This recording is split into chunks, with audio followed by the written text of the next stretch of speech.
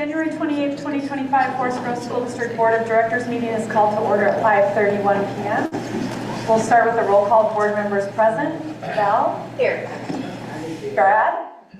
I'm here. Kate? Here. Mark? Here. I am here, and Paula? Here. Yeah. Stand for the flag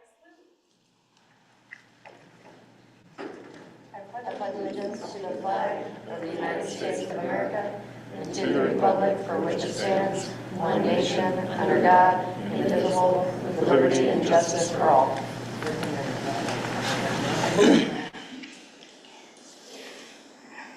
All right, I'm looking for approval for tonight's agenda. So moved. Second?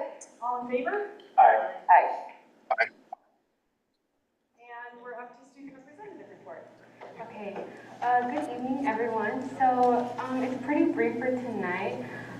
So Communicare has met their fundraising goal. The next step for them is to begin selecting the nonprofits that they're gonna award the funds that they raise, and then the interviews for those nonprofits will begin until March. But they're starting to work on that. So as I've mentioned before, we want to collaborate with LIA more, and therefore now the MOVE committee has started working together with them in order to make videos that promote our athletic events in both Spanish and English. Typically, the day of a game, they will create a video just to kind of promote it for students, and so now we're going to get those in Spanish as well.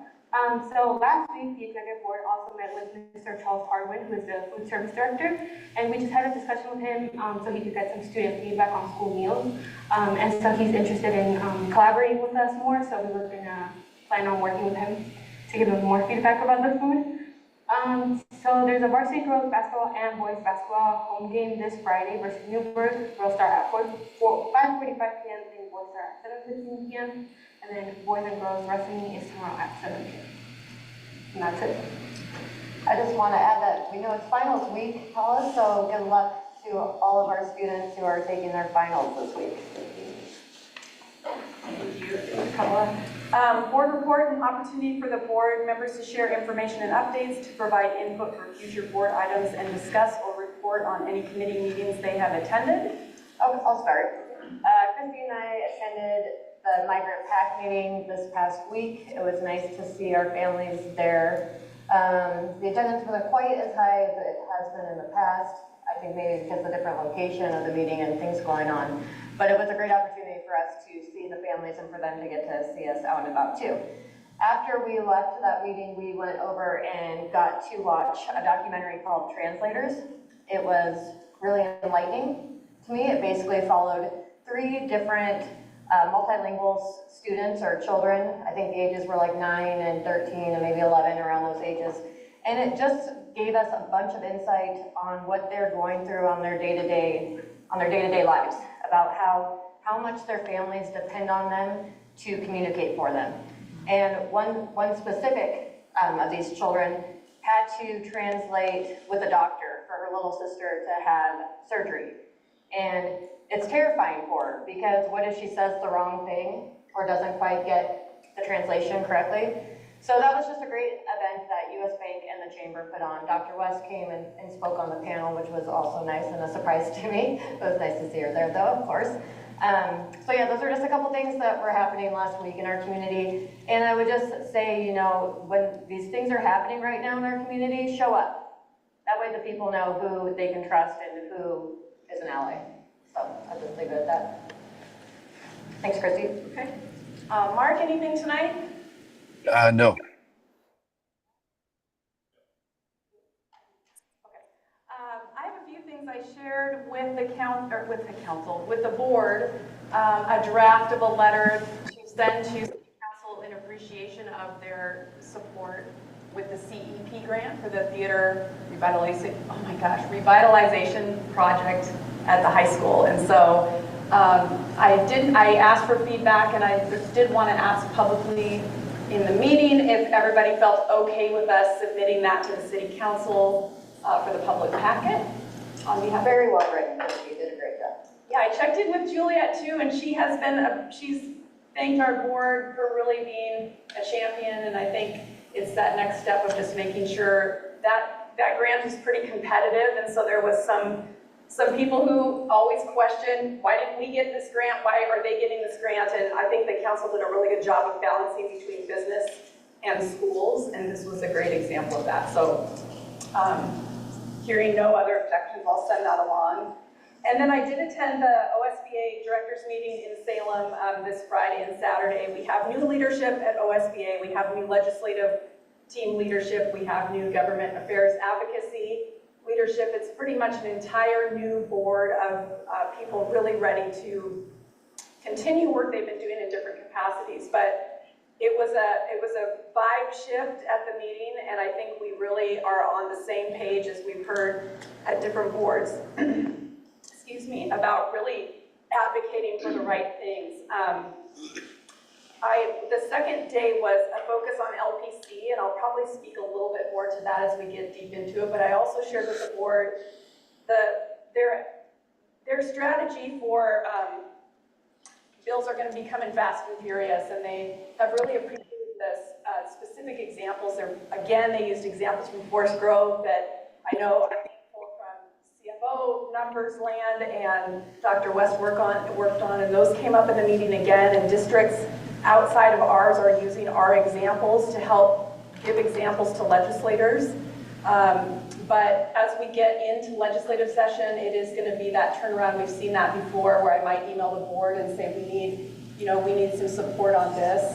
But I really want to put a plea out to people in the community. If you haven't yet been involved in that process, or you'd like help figuring out how to know what bills are on the floor and what to do, we're contacts to be able to help you on that. There's even just like Val said, showing up. Tomorrow night is the town hall in the Civic Center in Hillsborough at 6 o'clock with Susan McLean and Janine Solomon and Nathan Sosa. We're really lucky because our senators and reps have lots of town halls and opportunities, but tomorrow night would be a great night for people to show up and ask questions, and I think we're going to hear quite a bit about educational funding and where that is right now. And we had quite a conversation at OSBA. I will briefly, I think I'll wait on that. I think that's coming because there'll be more information as we get deeper into that. But right now I just encourage us all to pay attention as much as we can. I do also want to highlight what we started with at OSBA, and it was a reaffirmation of the call for equity. And I just want to read this top part because Kristen Miles, she's on the Tiger board, but she's board development specialist at OSBA. She really started by reminding us all in that room, and we've got board reps from all different regions, all different political affiliations, but we started with reminding people about why that group and our groups, and we all built this call for equity together and have been working on that in this state for such a long time. OSBA's mission is to improve student success and education equity through advocacy, leadership, and service to Oregon public school boards. Education equity ensures all students are accepted as their authentic selves, are heard and valued, feel they belong, and achieve high academic and personal standards that empower them to thrive. Student success will not be predicted nor predetermined by race, ethnicity, family economics, location, gender identity, sexual orientation, disability status, religion, culture, or any other identity. Public school boards have unique insights on how to address education equity and systems change in their district. OSBA is committed to supporting boards in their just and fair distribution of resources based upon each student's needs. And that was just a nice refresher. I think personally, I feel horrified by the decisions that are being made at the federal level, which are haphazard and irresponsible and directly affecting all of us. And I don't, by us, I mean kids, and I mean people in our communities and communities across the nation. And I think we were really aligned as board members in recognizing that while I personally completely disagree with the direction that the federal government is taking around education and just many other issues, it doesn't change anything about how we operate in this district and who we are and what we stand for and what our mission was and is. And really, I was thinking about it today, what it really can't change is the heart of a teacher, and a teacher at their core, and parents, at your core, is you are in those schools to serve all kids and help all kids. And I think our district does such a great job of keeping that front and center. And we need to, like Val said, this is a time where we need to maybe go beyond that as people who are in a public position of really making sure we're saying that loud and clear and standing behind that, and we do. So I think I'll stop with that, and I'll pass it over to Dr. West. Great, thank you. Several things to share this evening. First, some upcoming events. On the 29th of January, that's tomorrow, we have the NAMS Winter Band Concert. That's at 7 p.m., so that should be a great event.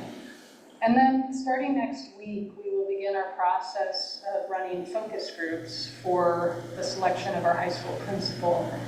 Karen O'Neill, after, I believe, 15 years of serving as a high school principal, is retiring, and we're really excited for her future in retirement. Sad to see her go. She's been a tremendous asset to the high school. As part of our process to identify the next high school principal, we'll be meeting with focus groups and asking questions around what characteristics they would like to see in their next principal. And then we will use those feedback sessions to inform what kind of interview questions we ask when we pull in candidates finally. So those start next week. Invitations have gone out to the community already, so for our community members who are watching and staff, there's opportunities for you to participate. We invite you to do so. Next update, school board. The state of Oregon, based on legislation that was passed last year, is undertaking a facility assessment across the state. Some of you may have heard the chatter around how some of our facilities are in such poor condition that when assessments are done, we had one example just last year. The assessment was completed on the site, not here in Forest Road, and they were ordered to immediately tear down the building because of the condition of the building and how far deferred maintenance had been allowed to run. So the state is undertaking a bunch of assessments. Forest Grove is one of the first districts that will be assessed. We will have assessors in our district through most of February. It will be a while before we get those assessment results. Those results do not replace our long-term planning. Our long-term planning and the assessments we've done for the bond are much more extensive than what the state is doing. The state is just trying to get a read on to what degree do our school buildings need repair so that they can plan accordingly. When we do get a copy of our final report, we will of course share it. The other thing I want to share is that during the last board meeting, I had brought some data forward for a mid-year self-reflection, and I want to thank the board who offered some feedback on that process. I've been able to reflect on some of the feedback that I received, and it was super helpful in spurring my thinking around how to bring the work into the public conversation. There's a lot that goes on into making the sausage of a school district. Some of the people sitting here in the room can attest to that. Part of my challenge is to identify which of the 200 things that happens in a day should be in the public conversation.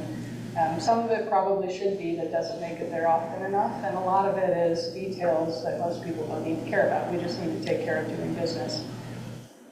But as I'm reflecting on the balance of those things, I'll be looking for opportunities to bring that conversation more into the public forum. One of the ways I think that I can go about doing that is bringing topics into the boardroom, but also through forums like last Friday. Last Friday, I was able to pull together a group of community leaders from Forest Road, Cornelius, Gales Creek, Dilley. And this is a team that in my early action plan, I have called a transition team. A team of community leaders that can help educate me about what they know about the district, and then I can also share with them some things that I think are important for them to know as key communicators and leaders in the district. I think the conversation was outstanding. Selfishly for me, I learned a ton. They provided some great input.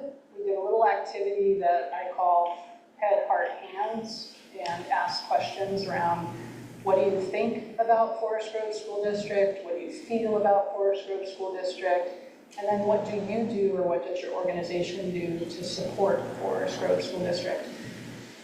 A lot of affirmation for the work that's being done in our schools. A lot of positive comments, especially when it came to heart, but also some critical feedback that was important for us to hear. For example, I'm looking at some of the comments now. We heard that there are people in the community that feel like they're not informed about what's taking place in our schools. That's an ongoing challenge. I don't know that we can ever communicate enough, but it was good to hear that. We heard some personal stories from some of our community leaders about their students' experiences in our schools, and that was important to hear. We heard a desire to offer more AP classes, to offer more dual language opportunities, to offer more dual credit classes. So that conversation, I think, was incredibly important to hear from the perspective of our community leaders, and for them to hear, like I said, from me. And we'll keep those lines of communication ongoing. I originally thought this would be a transition team that would meet this year to help me stabilize as a new superintendent. But for my part, I found the conversation so valuable, I think I'm going to continue it into future years. Okay. And then the last thing that I want to address is the flurry of executive orders that have taken place in the last week. I want to acknowledge that the executive orders that have come out of Washington have created a great deal of uncertainty and concern for our schools and our communities.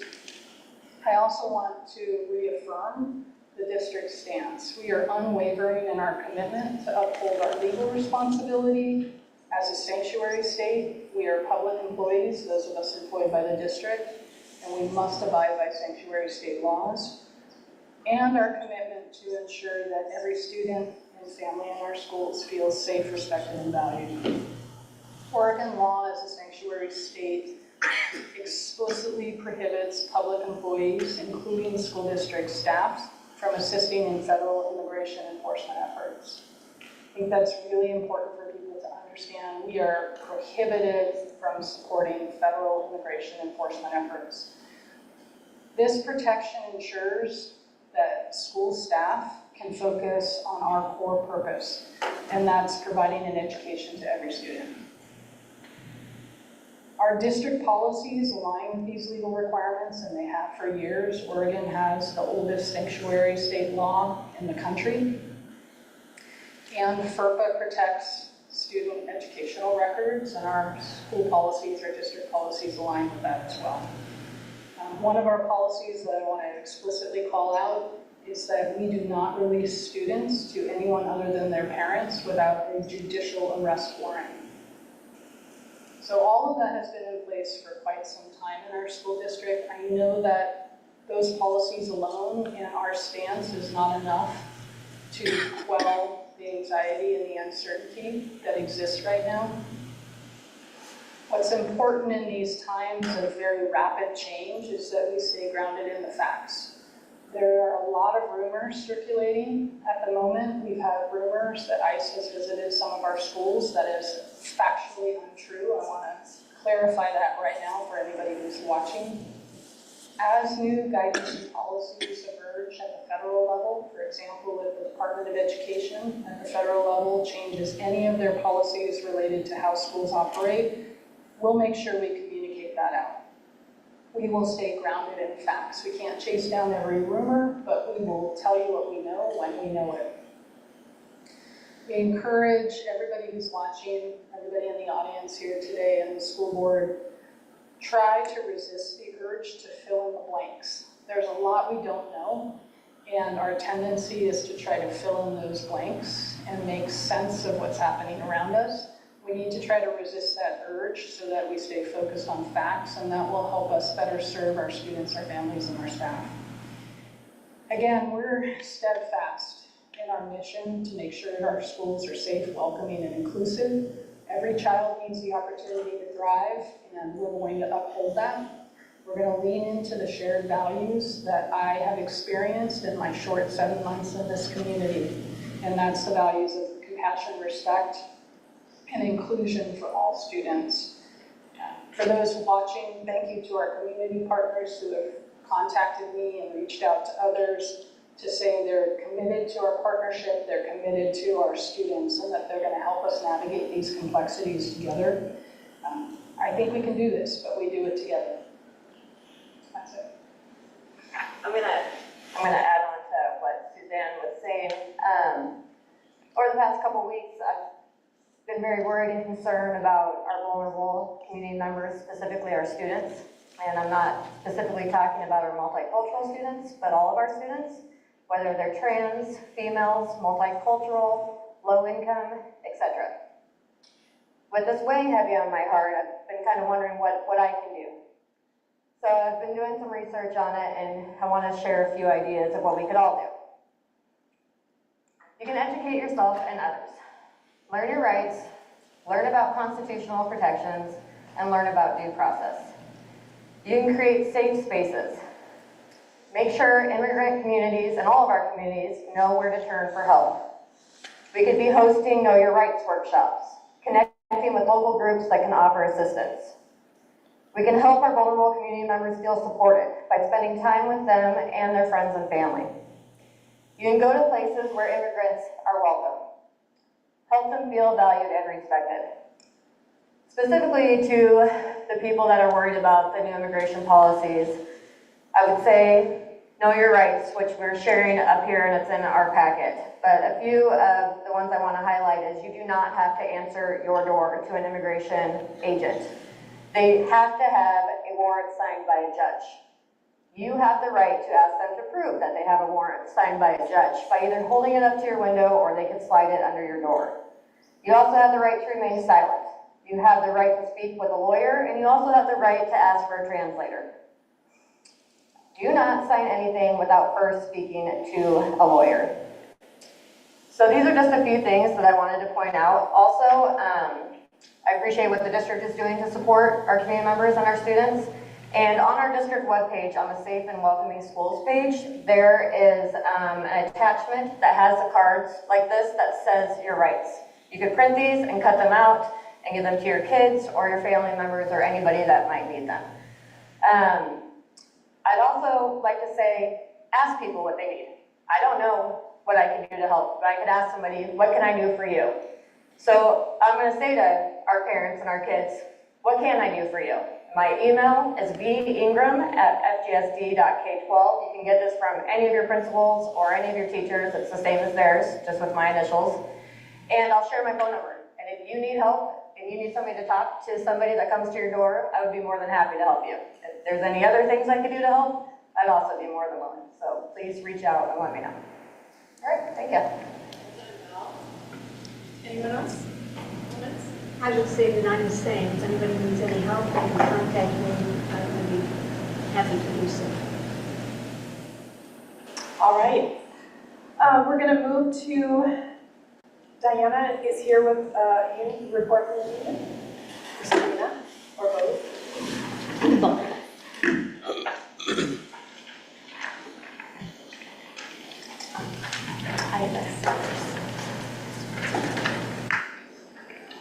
So I use my teacher voice then. Hi, I'm Serena Fitz. I'm the FGEA bargaining chair. It's on the top of it. Yeah. I'm Diana Smith, FGEA union rep, building rep. So as you probably know, we're getting ready to head into a full bargain. And so part of our process is to do a bargaining survey with our members. It's really important that we hear from them and that they really ground what we do. So I thought I'd give you all a sneak peek. This is what we're going to ask for, right? This is what we're going to come, this is what we're going to propose, this is what we're going to talk about. So I'll start first on the side with the boxes. We do a couple of things. A number of them are like choose, rank, that sort of thing. But one of the questions that Sarah Ogle, our president, and myself like to ask is, what do you like about working for Forest Grove? And then we leave it open. We don't give people any choices. We just have it be a free answer, which is a lot to read when we're sorting through it. But it is really insightful and really gives us good insight into the priorities of our educators. So the top kind of 6 categories that I got from people, certainly salary and insurance came up quite a bit. very important. Not just that we have a strong union, but a lot of people appreciate that we work with the district. They really see us as collaborative, and I'm very proud of that. Again, Sarah Oakland and I worked really hard to build a collaborative relationship that we communicate and talk through things. They appreciate our strong contract. We are really proud of so many things in there, but especially people listed to paid leaves, that paid flex day, which is a creative solution that came up a number of years ago. Having protected time is incredibly important, and then planning time as well. Another thing that I saw just as a really big theme was our colleagues. We hire high quality, hardworking people in this district, and people appreciate that. They have very supportive, very collaborative teams that they get to be a part of, and that's really important and came up over and over in different ways. People also are really grateful to work in a smaller district. We certainly feel closer, feel more supportive. A number of people talked about having a voice. It's really easy to get on committees. It's really easy to be part of curriculum adoptions, to speak up, to come into this space. They feel that they have a voice. And this is one that I really wanted you all to hear, people, and this was one of the top responses, but people believe that the district has good intentions, which I think is really a really valuable thing that we need to keep strengthening and protecting. They believe that the district listens to them, and not just listens, but then responds. Also, and I'm really grateful to hear all of you firsthand this evening, but talking about equity. We talk about it openly, we talk about it proudly, we don't always agree, but we create spaces for it. And that is really important to a lot of our staff, and a lot of the reason people stay, and even the reason people come here. The district also openly supports developing multilingual bilingualism. Biculturalism is celebrated, and our dual language program is something we are trying to grow effectively and proudly, and that is really important to a lot of people. And then professional development, that it's provided, supported, funded. And so those are the top. It's really interesting to get to read all of those, and I wanted to make sure you all get to hear. These are just open-ended. The other thing we do then is give some, so I can't read all open-ended responses, we do give some like ranking and choice. And so given a list, a fairly long list of things, the top bargaining priorities that people listed, salary increase certainly came up, number one, we heard that over and over. A manageable workload caseload. Keep looking at that insurance cap increase, which we know is getting harder and harder to keep with no out-of-pocket. Student behavior and safety came up a number of times for people. Planning time and class size. Sneak peek. A preview into what we'll all be talking about for bargaining. And then from all of the information, we asked people lots and lots of questions. That was my summary for you all. But we developed, we have a team of 8 educators from across the schools, and we developed a platform, and that's gonna help ground us. We certainly, no matter what we do in our best intentions, we'll get in the weeds and get caught in circles, and this is what we're going to come back to, and we were hoping by sharing it with you all that we can collectively ground ourselves in some of this too. So our 4 points of our platform are compensation that helps recruit and retain educators to the Forest Grove School District. Class sizes and caseloads that support student success. Workload, planning time, and paid leave that allow educators to successfully do their job. And then more SPED, social emotional, dual language, and ELD supports. Thank you for hearing all of that. Thank you. Thank you.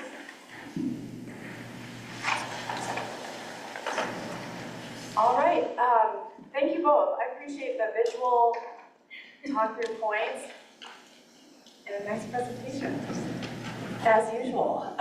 Number 8, unscheduled public appearance. Okay. And, oh yeah, spotlight. Yeah, we do have a spotlight. So I'm going to take that one. Okay. Yeah, I'm going to talk about something fun now. So our spotlight for today is all of you.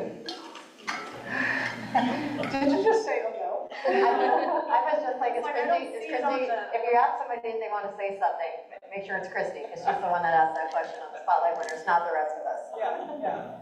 So our spotlight is all of you.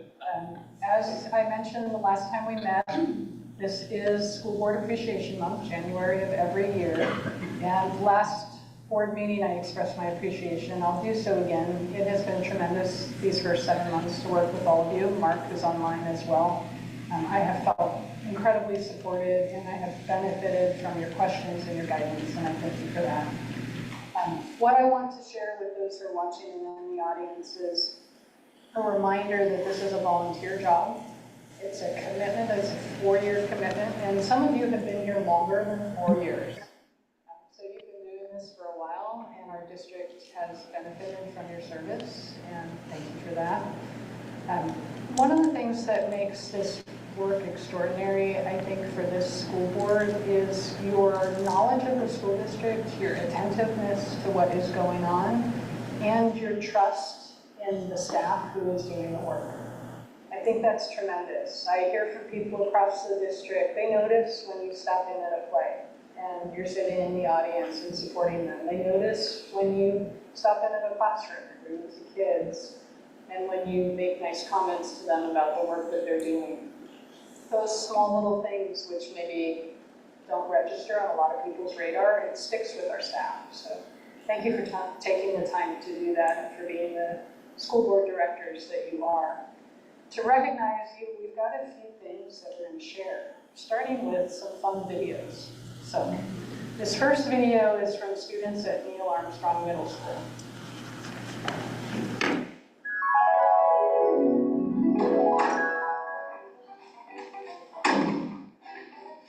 What brings you in today, ma'am? We need music for the school.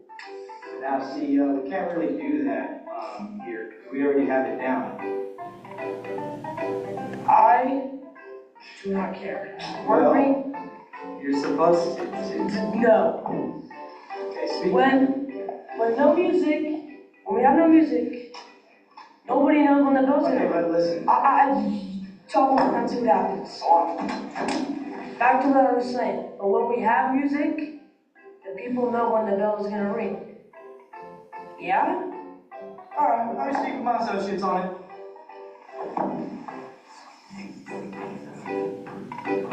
Okay. All right. Well, I came up with a line decision. We're gonna keep the music. Get it out.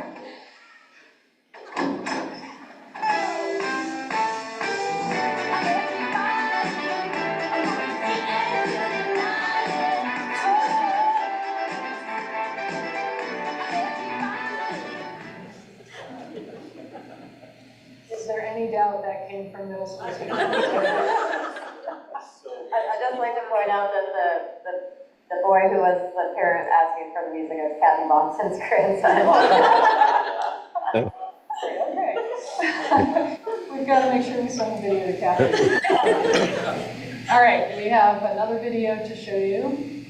This one from Cornelius Elementary School.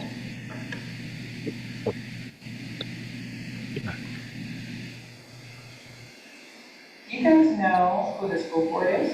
I don't know. They do support our school, that's right. So you know my job, what's my job? Tell me. I'm the principal. And do you guys know who the superintendent is? No. I'm not the superintendent. No. The superintendent is like the principal of all the principals. Do you guys know who the school board is? I'm not everything. The school board is like the boss of all of the principals because they are in charge of the superintendent in our district and they make decisions for our district to support our schools. Is there anything you guys want to say to the school board? Thank you. Thank you for supporting my school. Thank you guys.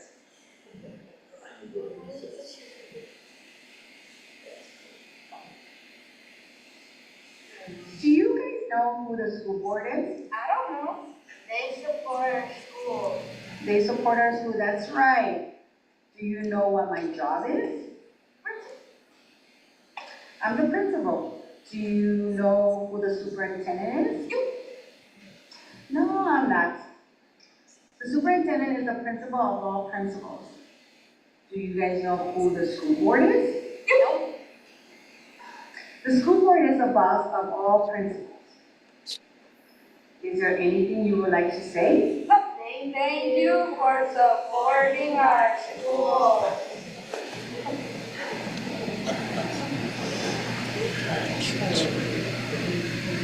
So thank you from two of our schools. They produced some really cute videos there. In addition to that, we have, as you can see displayed here, with a poster from NAMS.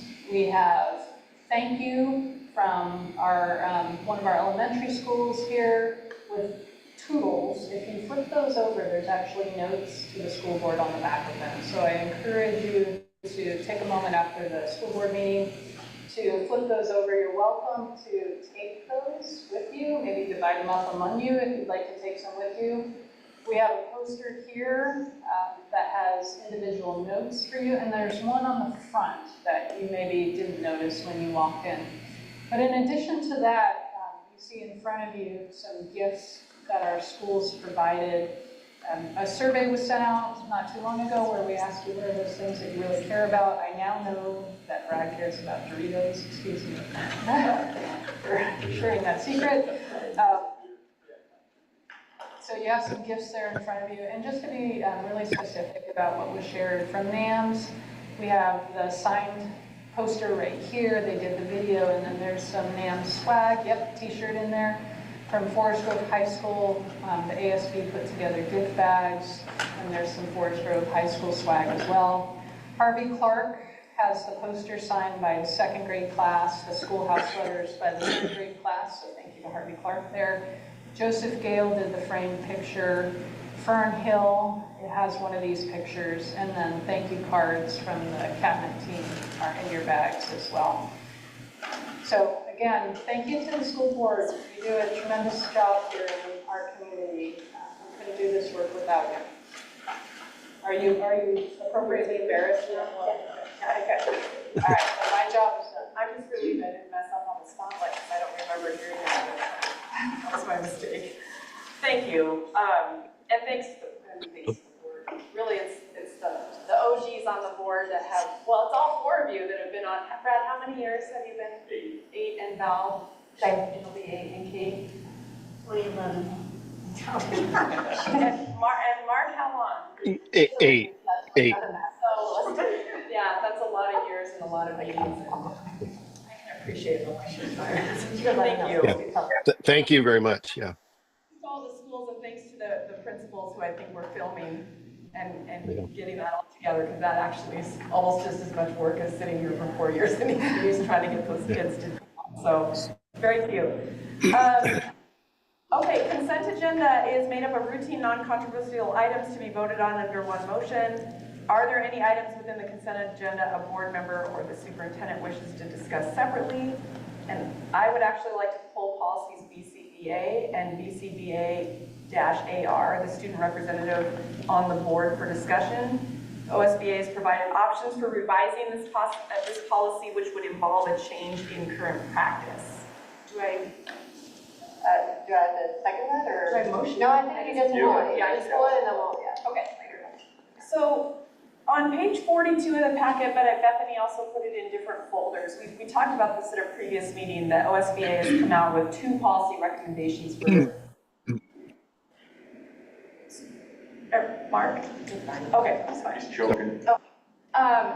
For recommendations for the selection of student representative, neither of those are what we do, although we can certainly continue what we do.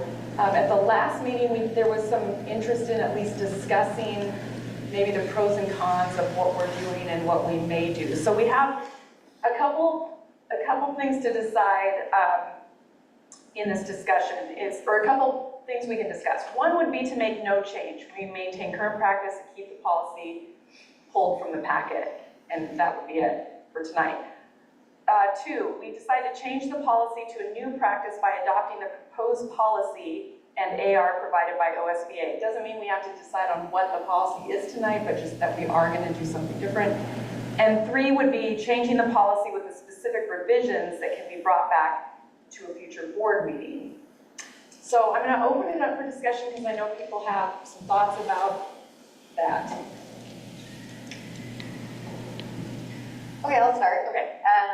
I like the idea of opening it up to anyone to apply. I'm reading on this and it says two or three positions. I don't know about that part, The but board can decide that. yeah. I'm not necessarily saying that I want to have multiple student reps on it, but I do like the idea of opening it up to other people who might be interested in it for other reasons and having applications and then deciding that person.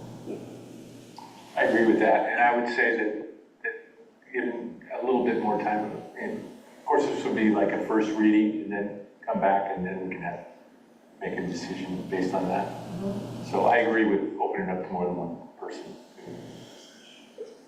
Mark, thoughts?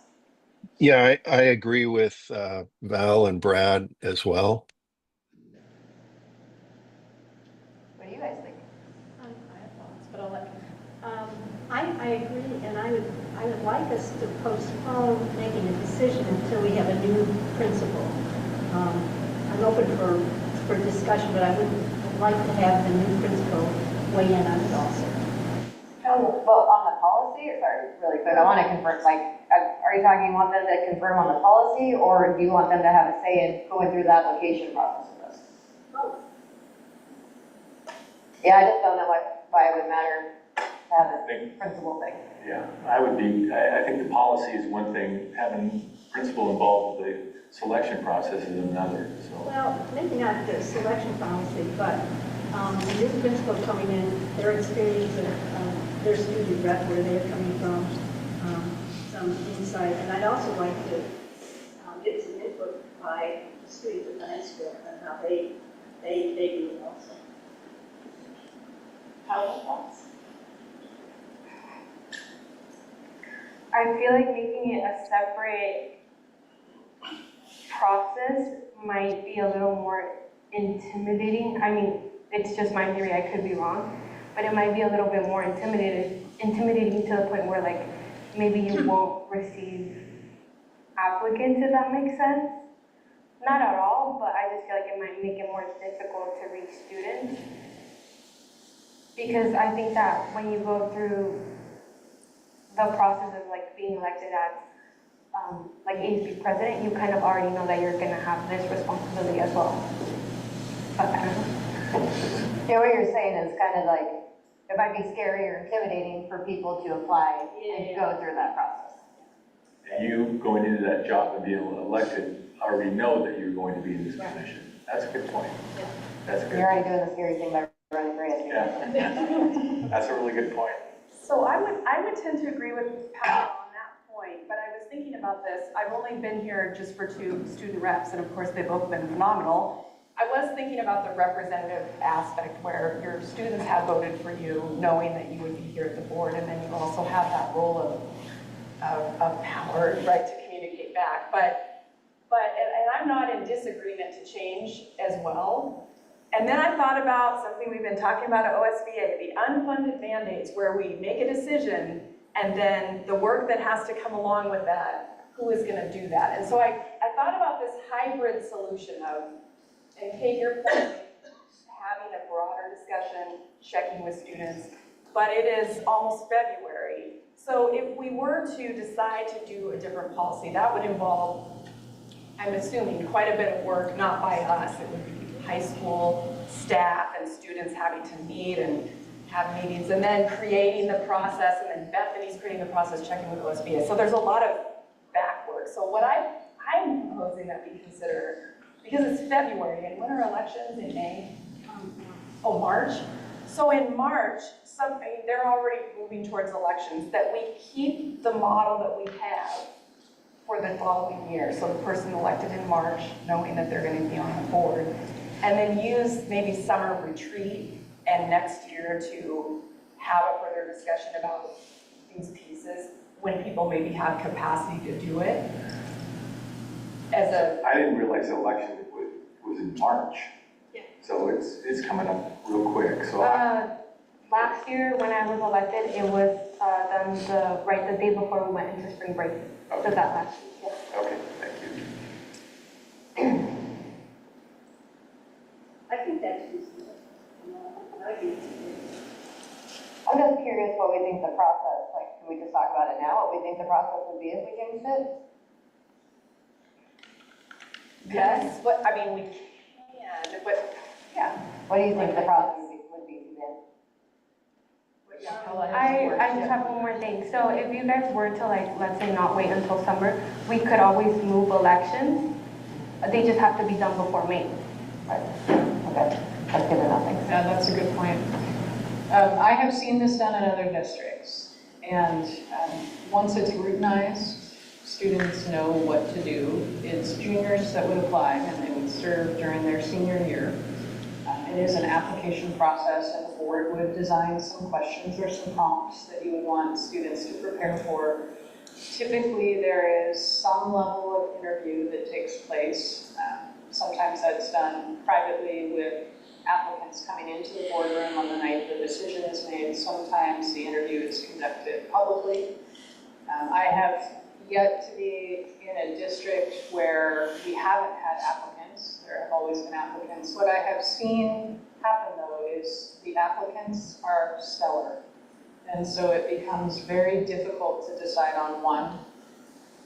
In every district I've worked in with a student advisor, we start with one and then we expand to two, because it's hard to stay at one. Students who apply bring incredible skills and voice to the school board. And we have done that. We've been, one time we had 2 students, and they all came in because they were both very busy. And so, I mean, because we really can create anything, one option might be that the ASB president is one spot, and then there's a second spot as we talk about having representation on the board to make sure we have 2. I mean, that could be one option. There's a myriad of ways we could go about it, and I like the idea of having other people also have a chance. But I sort of have, just watching these 2 and how they are in the role, and I don't know, how can you speak about, like, when you go back, the availability you have to share what might be going on or in that role? Or if it wasn't you, I mean, where do you see that playing out as far as like talking to students and someone different was sitting in the chair was?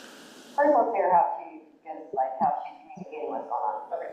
So typically after this, I'll write a report, and then the next ASB class, I share that with the ASB students to let them know. And then we've been working on, not just after like board meetings, but just in general, like working on like a newsletter, just like for me to like kind of not just talk about the things going on here, but also talk about other like school events and stuff like that. The negative stuff. So I kind of like the idea of continuing the same process and allowing a little bit more time to really come up with a decision for change if we need change. I always think about, when you start to talk about change, then you got to think about why you're changing. What are the pluses, what are the minuses, and taking our time to really think through that and how it's going to impact the communication and all the things that go into the job. Been here for 8 years and we have had not one, we've had strong candidates all of those 8 years, really strong. So, so I would say that giving us more time to kind of think it through would probably be a better idea. I've been here since 2011. We've just had wonderful candidates both.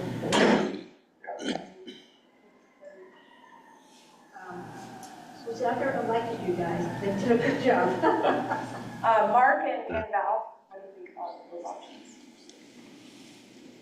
Yeah, I would say, given that the elections are in March, I think I probably think it would be better to keep it as it is, and maybe like you said, Christy, discuss it over the summer and come back to it early in the year.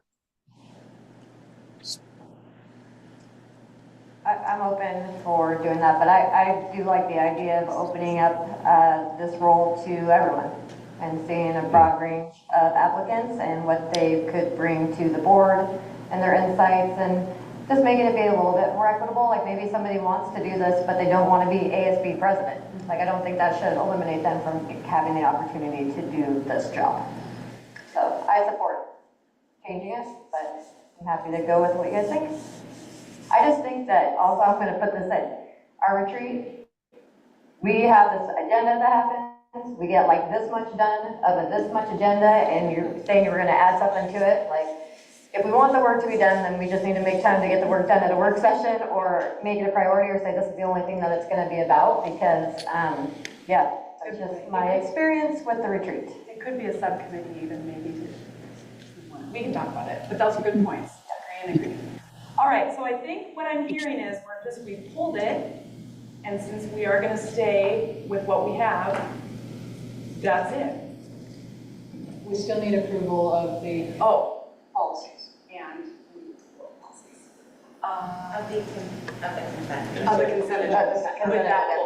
But you already pulled it. We already pulled So it. it's fine, so I'll just make a motion that we approve the consent agenda as presented with Christie having pulled that policy. I'll second it. Seeing no objections, consent agenda. Oh, Kenneth. Aye. Aye. Now we vote. Okay, thanks. Thanks, guys. Aye. Oh, I see, okay. Presentations. We welcome audit report, a wonderful audit report from David Bledsoe tonight. And that's where we are. We're a little behind schedule, are we? Is the audit report ready? Yeah. Okay. Good evening. Can you all hear us? We can. Wonderful. Thank you for having us this evening. My name is David Bledsoe. I was the audit supervisor in this year's engagement, and I've had the pleasure to work with the district for a couple of years now. I'm also doing my Tate Keys. She did a lot of the hard work this year. I just got to talk about it. If the board has a copy of the letter to the governing board available to them, y'all could flip to page 2 of that. There's a numbered 1, 2, 3, 4. That's kind of the highlight reel I'd like to walk you through.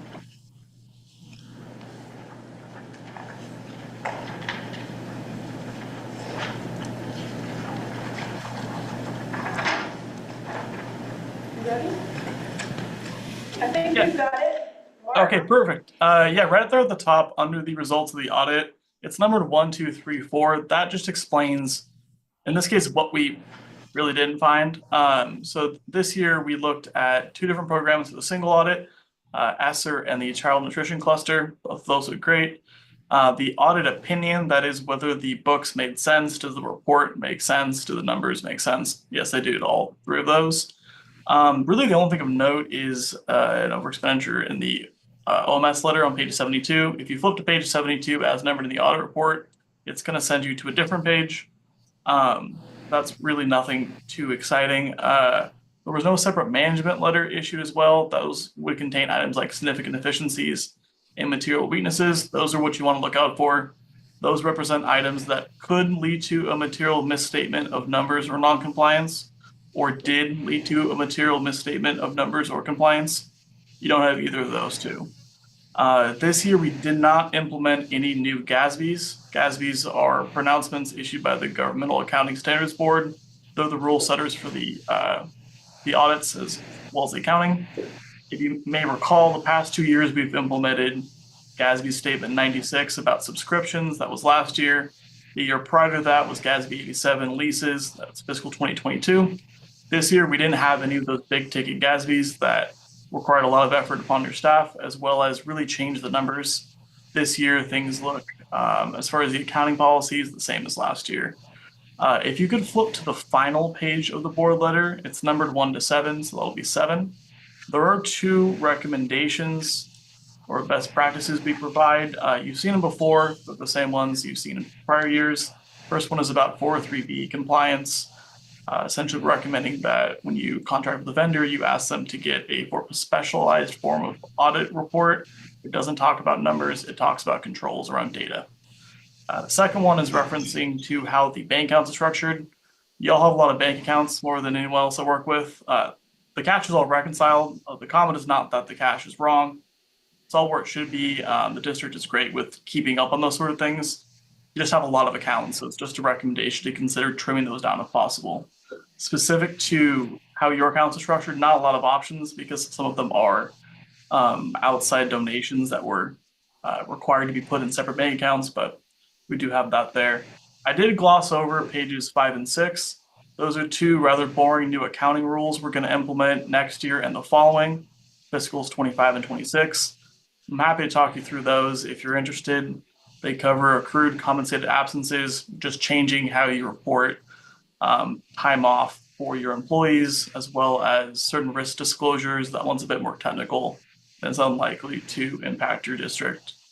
Happy to talk you through the audit report, how the numbers work, or answer any questions you may have about the audit results, or any questions you may have.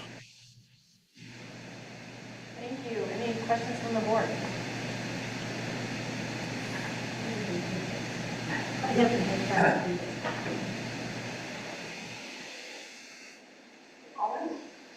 No questions, Mark? No, I mean, I would just say that some of the comments that he made are what we have heard for a number of years with the accounts and things like that. Yeah. We, I know Brad and I met with Eileen in, I think it was December, and talked a little bit about, I think about the audit, and I think it was done by that time. And nothing new, I don't think here. So No, these are the same comments we've given yeah, for, I've been working on the audit for 5 years right. now. It's been there for at least 5 years. Yeah. We'd like to get rid of those, but Yeah. we don't seem to be able to. So Yeah, some of the bank Yeah. accounts, I remember Yeah. looking through them. A lot of them are pretty small dollar amounts in relation to the Yeah. district as a whole. So you didn't have a lot of options. Yeah. Okay.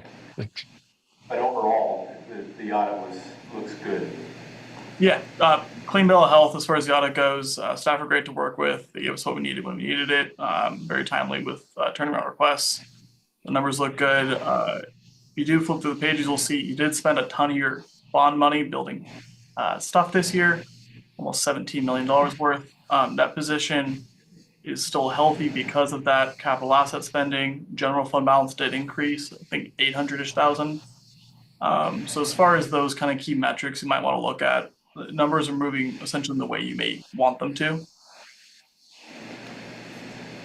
Thank you. And I would just add thanks to Eileen and the business department for being on top of everything. So thank you. Yeah, no, they're always great to work with. Good to see Eileen and Cynthia whenever we come down to Forest Grove. So. Yep.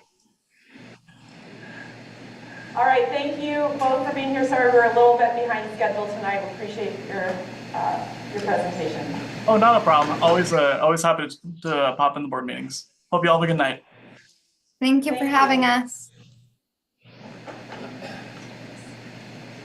All right, next we're going to move to a presentation from Dr. West, 5-year enrollment update. Thank you. This update will include more than just enrollment. I want to share some information with the school board that I think will be really helpful as we enter into both this legislative session that's coming up as well as the upcoming budget season. So where I want to start is with an overview of state school fund history. The graph that you see here takes us all the way back to the 2013-15 biennium. And what we're looking at here are the dollar increases biennium over biennium, and then the equivalent percent increases for those dollar values. What you see is a general increase since the 2013-15 biennium. The dollar values are big. When you start talking about monies to the tune of $11.4 billion, that is a tremendous amount of money. What I want to point out, draw to the board's attention, is right there in about the middle when we're looking at the 2019 to 2021 biennium. You'll notice that the increase there is substantially different than other years. That biennium was in the heart of the pandemic, and for that biennium, school districts received only a 3.3% increase. School districts across the state, including Forest Grove School District, have not recovered from that small of an increase. Our annual expenses far exceed 3.3%. So that has compounded over multiple bienniums. Around the state, there's a conversation around the $600 million that the governor has proposed as an increase to the state school fund. There are questions about why schools would need that amount of increase. One reason is because of that pandemic biennium. The increase in the state school fund was small enough that it is still impacting us several years later, and we haven't recovered from not being able to stay at pace with the amount of increases that we saw during the pandemic and since then. What's fascinating is what follows it. This is the percent of school funding in relation to the overall state budget. And you can see that we're heading in the opposite direction. So going back all the way to the 03-05 biennium, the state school fund was about 45% of the budget. Projected for 25-27, the state school fund will come in at about 38-39% of the overall state budget. Now, there's different ways to view that. You might say, well, that's a good thing. The state is investing in different areas other than education, and there are people who believe that. But this is another reason why it feels like to school districts, and we can see it in our balance sheets, that we are being compressed in terms of how far we can stretch a dollar. So the amount of investment that the state is putting into education has decreased steadily since the early 2000s. Following that, I want to point out that our enrollment is down, and our enrollment drives the value, the money, the resources that we get from the state. So with declining enrollment, and enrollment has been declining for some time, we would expect declining state revenue. At about 129 students below what we budgeted, we can expect at a minimum about $1 million less than what we're receiving right now. So that will have an impact on our budgeting for the upcoming budget cycle. And this is a table that you've seen since the beginning of the school year and you're familiar with. This is a new look at our enrollment. And thank you to Eileen and her team for putting this together for us. I want to orient you to what you're seeing here. The blue bar is the enrollment change to base, and the base year we used is 2015-16. So you can see since the 2015-16 school year, we've been on a steady decline until the pandemic. And then we saw significant declines in enrollment that we have not recovered from. We're still substantially down in our enrollment. Also on this graph, in the orange bar, is the increase in FTE related to our base. So since the 2015-16 school year, we have been steadily increasing the amount of staff in our school district. That was a small, steady increase for a few years, and then the pandemic struck us, and the increase blossomed. And you can see that we have not right-sized that increase since those pandemic years. In fact, it's continued to grow since the pandemic. So we're off. We have declining enrollment, and we have increasing FTE. We can't sustain that. We're going to have to start to right-size that. If we continue at this pace, we will not just be in a state of deficit spending. Within the next few years, we'll be out of money. So this is the budget season where we need to start making some of these changes. The green line that you see up there is another way to look at the impact of the decline in enrollment to the increase in FTE. This is students per FTE. It doesn't differentiate classified or licensed, but what you can see there is across the whole district. In 2015-16, we had just over 10 FTE per student in the district. Again, this is all positions. To the point that we're at now, where we're just over 7 FTE. Students per FTE. Students per FTE. Did I flip that? Thank you. Okay, thank you for the correction. So that's another way to look at the impact of these data. Let me pause here before I go any further and ask if the board has questions or comments. I really like how you laid this out. I think this is really important for all of us to know. We don't want to cut everything, but this is PDL, and this is easy to understand. Well, and I'd like to add that you mentioned something in there about, well, that you've talked about this, we're spending our savings, and some of the conversations, even this weekend when we were at LPC, the new legislative lobbyist, and her Stacy, she's new, but she's been a lobbyist for 8 years.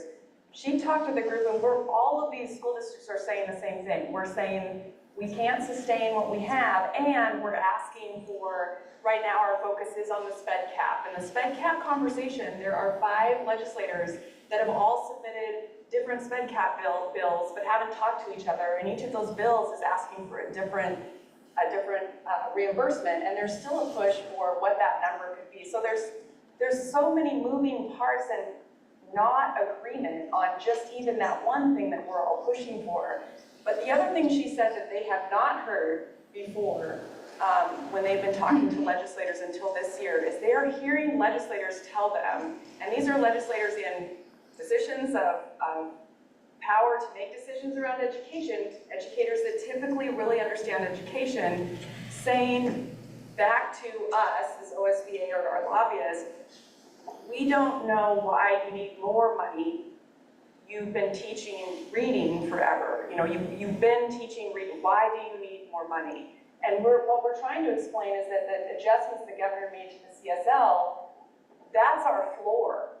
But that is not, the legislature right now is seeing that as a ceiling. I mean, many people in legislature are saying, well, that's a ceiling. So we're talking about where are we getting funding for summer learning? We need literacy funding. We are still trying to get our legislators to understand that they need to shift more funding towards us so we can just maintain status quo. And at the same time, we're also showing them, even without that shift, we can't maintain where we are. So so it's very consistent with what you're saying here is they're looking at numbers and they're saying, this is probably all we can do. And then they're asking, where are we going to take that? From transportation, because transportation is the other big battle. So I am concerned at that the legislature, despite all of this fact sharing that we're doing, is not able to understand why we need more, that 33%. It's not more, it's trying to right size and get back to where we are. And it's definitely taken a turn this week in rhetoric. Thank you for that. I guess for me, the concerning thing up there for me is just the enrollment decline. I mean, you would think that at some point that enrollment in our school district would start to level out, at least we'd see some signs of increasing, but we're not seeing it then. So that's going to be a concern going forward, no matter what the funding. I mean, if they use a funding formula, it's easy. I mean, it's easy to figure out that if your enrollment's going down, you're going to have less money. So that's concerning. Yeah, just a couple of points about this before moving on and wrapping up. The technical adjustments proposed by the governor are just that. They were corrections to the way the state school fund, the CSL, current service level, is calculated. I'll give you a couple of examples. The current service level had been calculated at the state level with a 50-50 split in distribution. Monies are distributed over a biennium, and the state was calculating at 50-50. It's actually distributed at 49-51 because expenses increase year over year. So that inaccuracy in the calculation, millions of dollars in error. Another example is that the state had been doing a 20-year look back to calculate what is the increase that would be expected in school districts for wages. Well, 20 years ago, we didn't have the same wage pressures that we have right now. 20 years ago, we didn't deal with a pandemic. So what the state has done is they've retooled that so it's a 10-year look back rather than a 20-year look back, which is more accurate. There's still some argument, I think, that could be made that that's still too far to look back in the calculation, but it's more accurate than 20 years. So those small technical adjustments were necessary and brought us to the point where the governor said, we can make these few technical adjustments and that would result in an additional $600 million. That doesn't even cover all of the technical adjustments that should be made to the CSL. The other thing that I think is important when we think about state funding, we are declining in enrollment. And with the per pupil funding model, funding decreases in alignment with a decrease in enrollment. What is different compared to when that funding formula was originally established is that today in our schools, there is a limit to what schools can do. There is no limit to what schools are asked to do. And so we are providing services to students that at the time the funding formula was developed were nowhere on the radar of our legislators or our educators. So the very model of education in some ways has changed and the funding formula hasn't caught up. I hear people ask all the time, with less students, why do you need more money? Cost increases, inaccuracies in the calculation to begin with, a 3.3% increase during the pandemic biennium that we've never recovered from, and all of these additional services that we are now providing to students that we do not receive funding to provide. We are doing that because it is the right thing to do for students and we will continue to do that, but we need funding that supports it.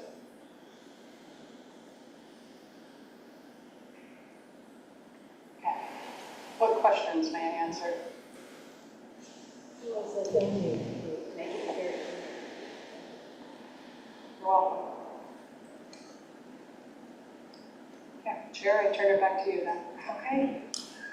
We are up to action items. Number 1, Eileen, convergent security improvements.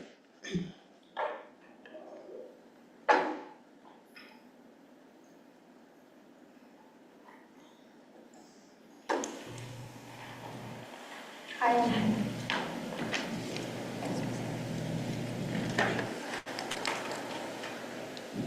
Security systems replacement, it's first. Oh, yeah. Yes, security improvements. Yes. So tonight we have for you contracts for the Genetech update for Tom Hall East, Tom Hall West, Harvey Clark, Echo Shaw, and Joseph Gale. These are our next buildings up on the list for this next summer. The total contract for all of the buildings is $705,775 with bond funds.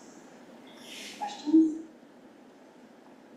Do I have a motion to approve the security systems improvements as described through Convergent for $705,775 utilizing bond funds? So moved. Second. Any discussion? All in favor? Aye. Aye.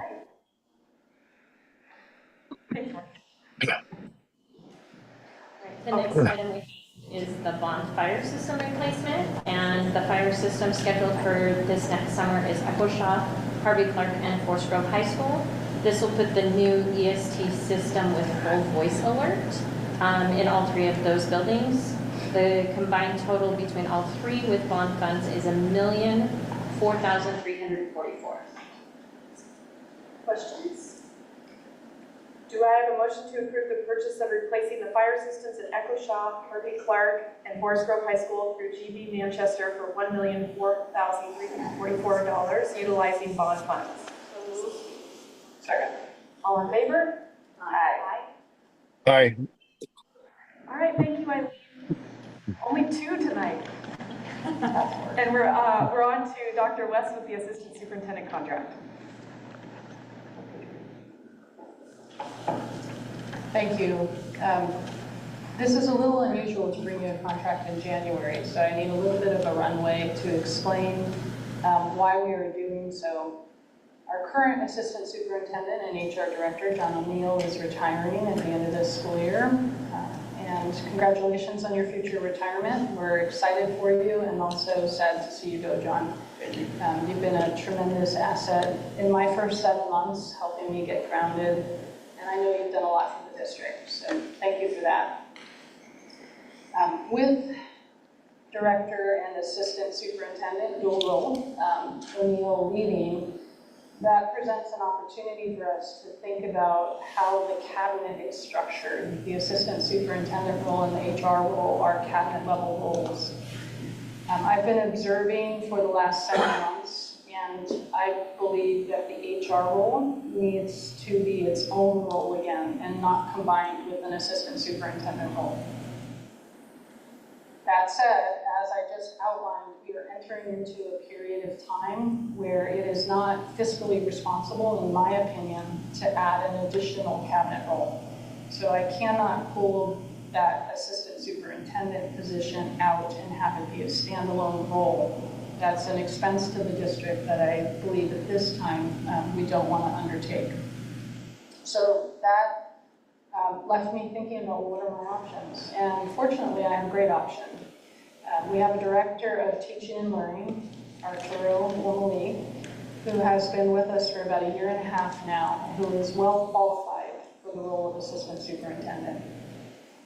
In a best case scenario, I've been asked this question, so I want to address it. In a best case scenario, we would run a process. That is my preference anytime we are looking to fill a position. Right now, as I've said, circumstances are such that an employment is the right thing for the district to undertake and the decision for me to make.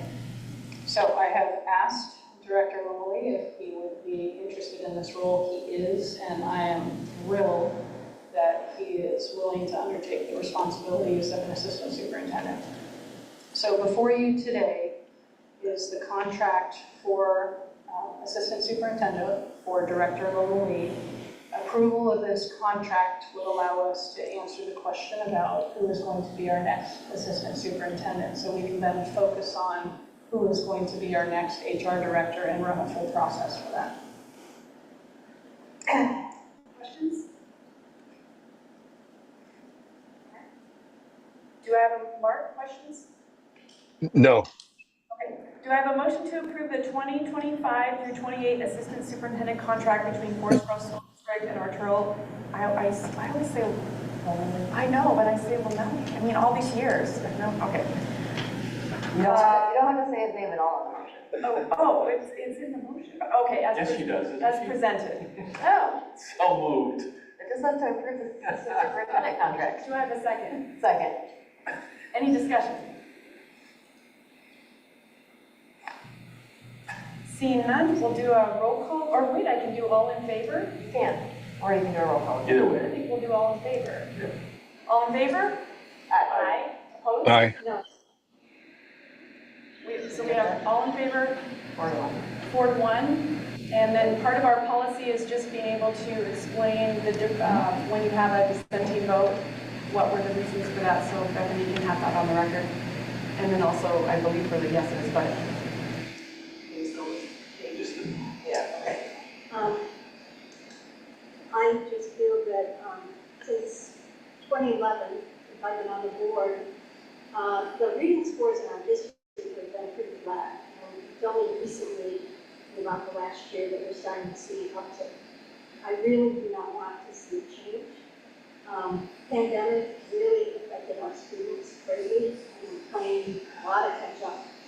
So I do not like to see we start getting momentum that when we pull someone, then we start to see that momentum. And I would prefer that I would stay in the position.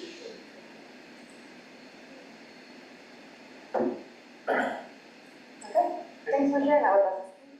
I think that does it. Arturo, congratulations and welcome.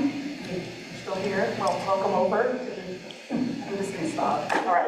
Okay. All right. We'll stop with that once again. Ending on a lukewarm note here.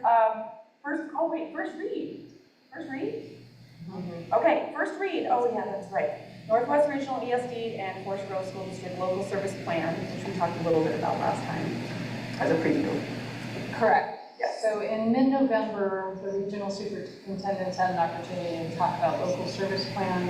For those of you that don't know, the local service plan are services provided by the Northwest Regional ESD. We talked about what we would like those services to be as a region and reached an agreement around that. Our ESD has drafted this resolution, which you see in your board packet there.